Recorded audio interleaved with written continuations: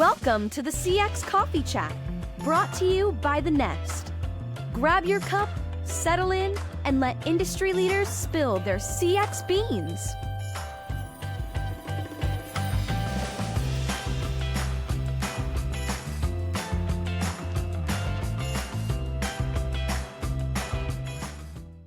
Hi and welcome to the CX Coffee Chat. I'm your host, Tim, Global Business Director at Concentrix, and today I'm here with Jonas Hager, Head of Sales and Customer Success at Carvolution. Jonas, welcome. Thank you for joining us.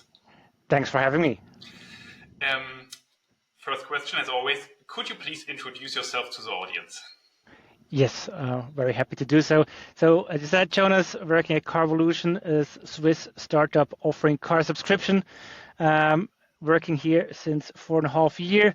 Actually, I have a background in more the business side, so studied business administration, but always very interested in tech, software, user experience. That's why also I joined a small software agency after graduating, led there then also the business consulting team in that software agency until we got acquired by a big four company. So you can imagine it was quite an interesting time from a small company to a big four. There I joined the digital experience consultancy where I led the UX and design team. So really helping large customers on solving important problems regarding user experience design and how to make their services better.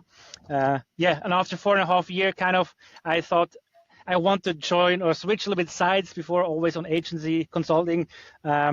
Never had my own product I can work with. So then I joined Carvolution, being responsible here, as you said, for sales and customer success. So being able to work over a longer period of time on a product, make sure we can continuously improve how our customers and prospects perceive our service. And I mean, this is interesting fact already because you're coming from consultancy, so you probably, I would guess, you are educated in a very theoretical approach to digital experiences. You know all the concepts, you know what's important. And now you are basically thrown 4 years into, I think Carvolution was founded in 2018. You joined in 2020 around Series A, Series B probably. Yes. So I assume the last 4 years have rather been turbulent. And it has nothing to do with concepts and theories. So how does your past help you? I think it helps to maybe sometimes take a step back and try to have a look at the big pictures. But as you mentioned rightfully, it's as soon as daily business hits your schedule, the whole theoretical approaches are gone. So I think that's also one of the challenges, but also the thing which makes the work really interesting. You have to cover quite a huge range of topics. So at one point, you're just helping the team picking up phones because maybe somebody's sick or there's just a lot of incoming phone calls.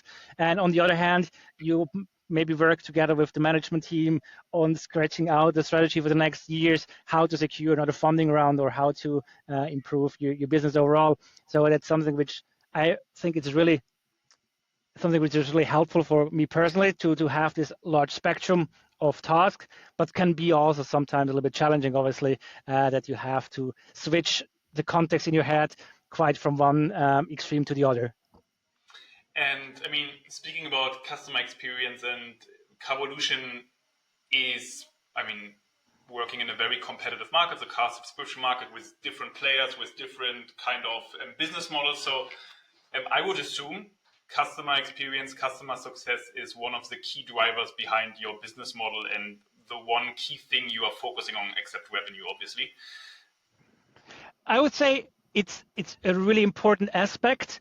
When we would be a little bit just looking at the numbers, I would say, hey, people in the first place, they join you because you have a nice product offer or you offer a good value for money. So what we have the issue a little bit is that price perception is really the first thing. Mm-hmm. So they come to you usually for a good bargain or for a good deal, mm-hmm. but they only stay if the experience is right and it's good.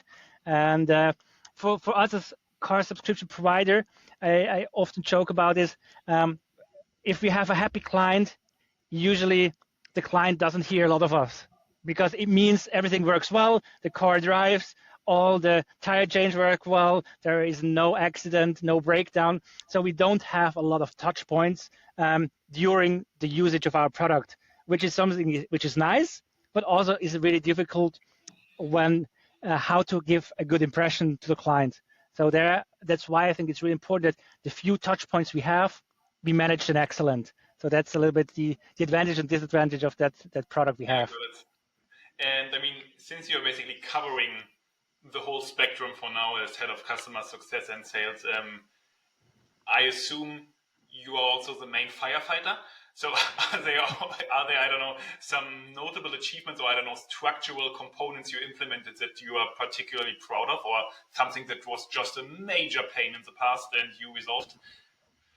So the good thing is, as we now have a certain scale, that it's not only me, we have the sales team, the customer success team, there is some team leads over there as well, who is helping to fight the fire. But when I was starting, yes, actually there was then, you were there where somebody was screaming the loudest. But I think it's a good thing you mentioned. I think I wouldn't say there has been a particular thing or which I implemented or which I think, hey, that was the most crucial part. I think the challenge is, as I said, when you grow from Series A to a larger companies, you have to manage it the first month maybe to deliver 10-ish cars per month. Now you are at 100 cars per month, so you have to adapt your structure. At the beginning, we had people, they did consultations or phones with the client, then they prepared the car, then they delivered it themselves, drove to the client to deliver the car, and then also they wrote the initial invoice on an Excel sheet by themselves. So this works if you have just a few cars per month. Right now you have to professionalize, you have the sales department, you have operations, you have logistics. All this has to be more and more professional, which also means it has to be better documented. It has to be implemented in all your systems in the background. Before you keep the information you had, and if something goes wrong, you're able to manage because you have all the information, you know the client. But when you have there more this scale and the professional setup, you have to be just better in everything you do because, the scale to fail is also bigger.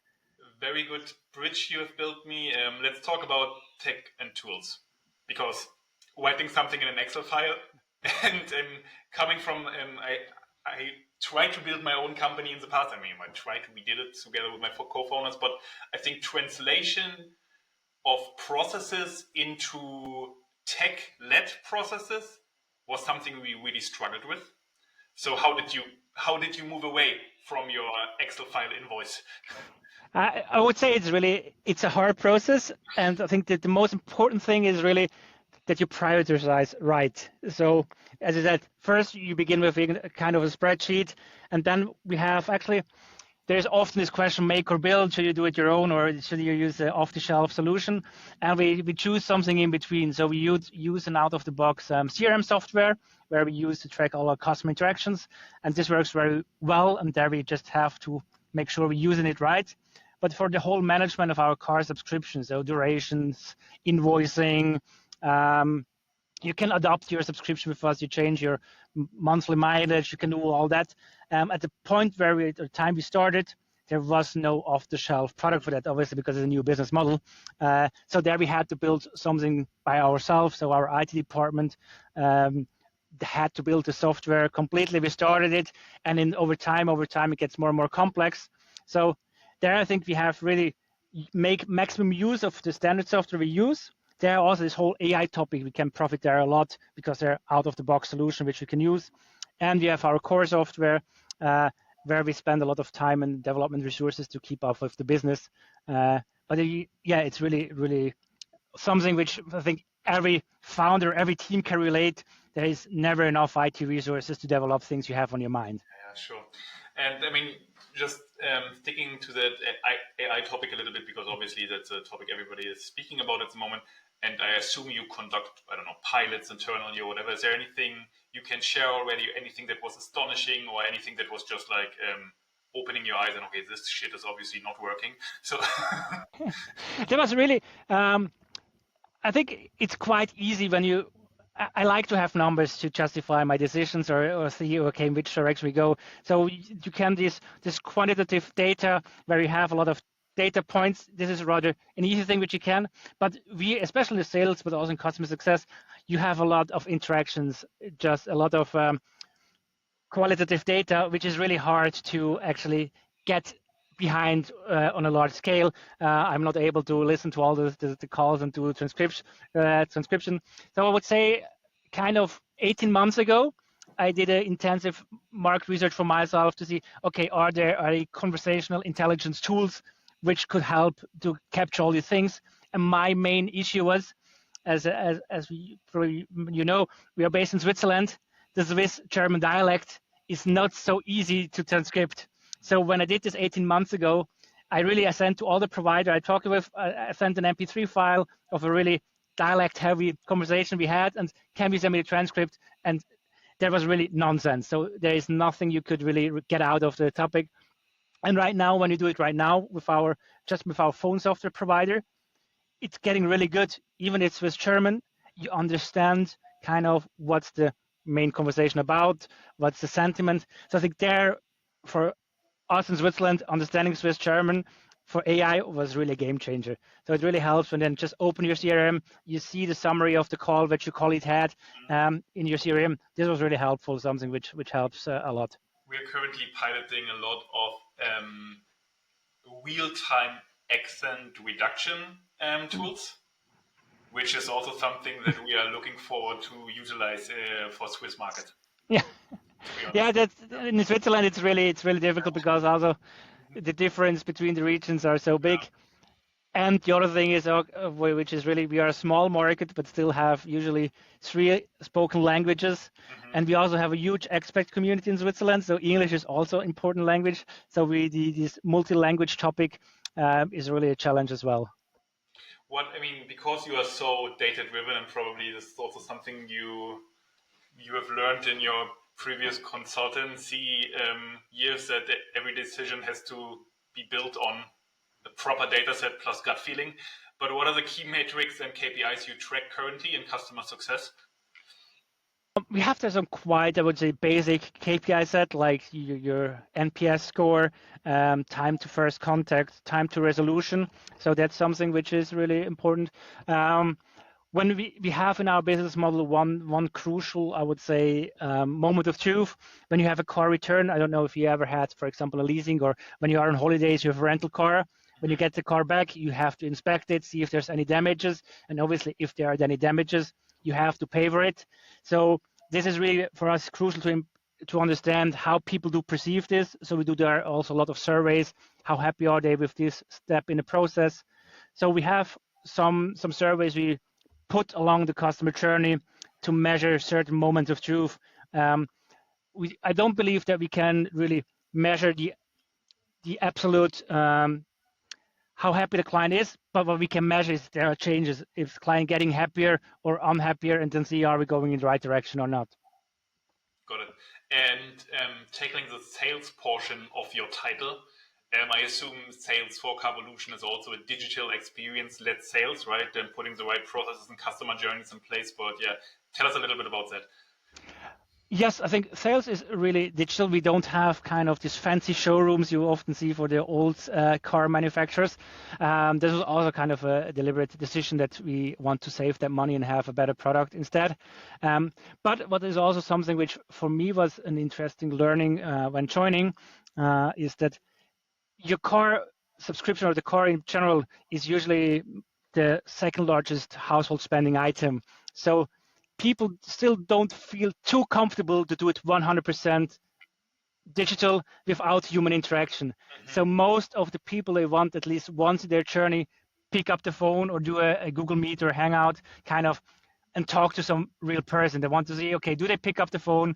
Can I talk Swiss German to the person on the other end? Do they understand me? So even though we do, I would say, digital first and self-service first, but in personal consultation and this kind of relationship with your sales manager is really important. So that's something which until now it's still true. So people really like to have this personal interaction. Looking at what you're currently building and probably your expansion plans, your growth plans. So is there anything customer success focused that you're really looking forward to, like a next big project you want to tackle, or a next big implementation, or a shift?